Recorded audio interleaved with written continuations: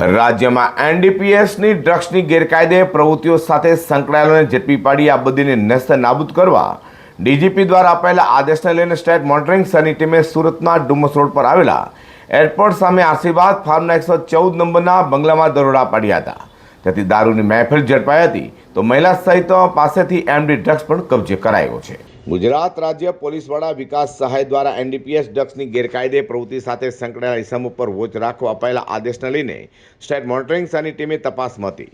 ત્યાં state monitoring સેલની ટીમના નાયબ પોલીસ મહાનિરીક્ષક નિલિત રાયની સૂચના અને સુપરવિઝન હેઠળ સ્ટેટ મોનિટરિંગ સેલની ટીમના પીઆઈ ચંદ્રશેખર પનારાની ટીમે બાતમીના આધારે 10મી જુલાઈના રોજ રાત્રે ડુમસ રોડ એરપોર્ટ સામે આવેલા આશીર્વાદ ફાર્મના બંગલા નંબર 114માં દરોડા પાડ્યા હતા. તેથી દારૂની મહેફિલ માણવા ચિરાગ કારુ માણિયા, રજત અનિલ પાઠક, ધર્મેશ છોટાડા, પૂજા દલબીરસિંહ, દીપા પરિચા, રૂકમાન દેમાઈ અને બ્રુનેલ અનિશા અજય દાસને ઝડપી પાડ્યા હતા.